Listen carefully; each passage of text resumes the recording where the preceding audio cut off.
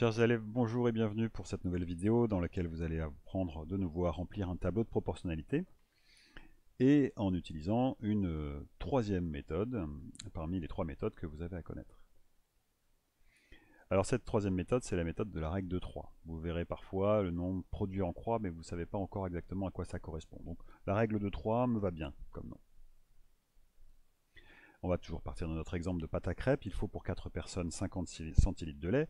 Et on va donc s'amuser à essayer de compléter ce tableau de proportionnalité dans lequel il faut à la fois trouver pour 4 personnes combien de lait il faut, pour 6 personnes et pour 14 personnes également. Et puis inversement, le de 125 centilitres de lait correspond à combien de personnes. Bien. Toujours pour remplir notre tableau, il nous faut au moins une colonne qui est remplie. On utilise notre énoncé, 4 personnes, 50 centilitres de lait. Donc 50 centilitres de lait dans la première colonne. Voilà, notre première colonne est pleine. Comment allons-nous remplir nos autres colonnes grâce à cette fameuse règle de 3?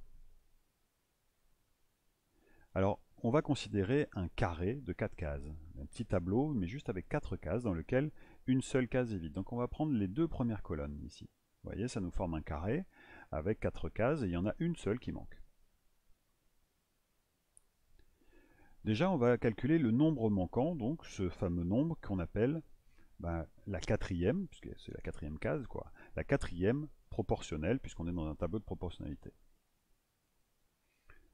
Pour cela, on va déjà multiplier les deux nombres qui sont dans la diagonale complète du carré. Qu'est-ce que ça veut dire? Ça veut dire que dans un carré, vous avez deux diagonales. Vous avez celle-ci et vous avez celle-ci.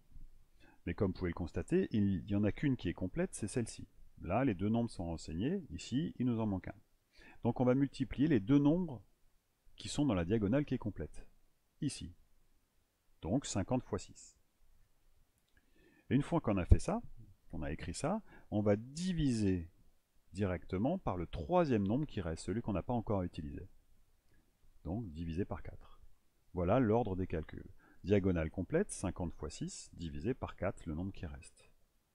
Et là, quand vous faites ça, vous obtenez 75. Donc le nombre manquant, qu'on appelle la quatrième proportionnelle, eh bien c'est 75.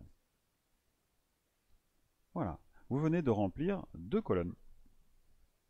Eh bien, on va procéder exactement de la même façon en utilisant le petit carré suivant pour faire cette règle de 3. Voilà le nouveau carré. Vous voyez qu'il a bougé d'une case. On est deux colonnes, enfin, on est une colonne plus loin. Et de nouveau, on va considérer les deux nombres en diagonale.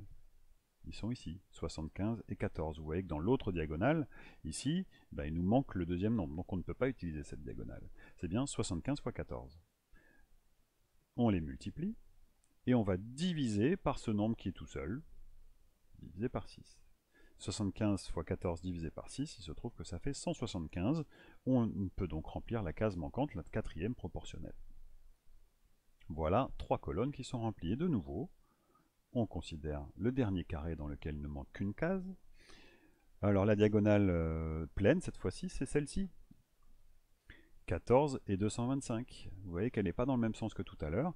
Donc c'est effectivement dans cette diagonale que nous avons deux nombres, alors que dans l'autre, il n'y avait qu'un seul nombre. Donc on multiplie 14 et 225, puis on va diviser par le nombre qui reste tout seul, le 175, donc divisé par 175.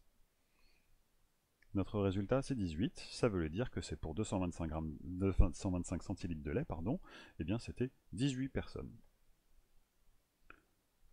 Voilà, nous avons terminé le remplissage de notre tableau. Alors, un dernier avertissement avant de vous laisser utiliser cette méthode. Eh bien, si vous vous êtes trompé, par exemple, au 75 ici, comme vous allez utiliser tous les nombres qui sont ici après, eh bien, vous allez certainement faire les erreurs, puisque si un nombre est faux, tous les suivants seront faux. Donc il faut être bien vigilant quand on utilise cette méthode, quand on tape à la calculatrice, et quand on écrit ses résultats, ou quand on effectue ses opérations, il ne faut pas se tromper d'ordre, car si on se trompe à un endroit, tout le reste du tableau sera faux. Voilà, je vous remercie pour votre attention.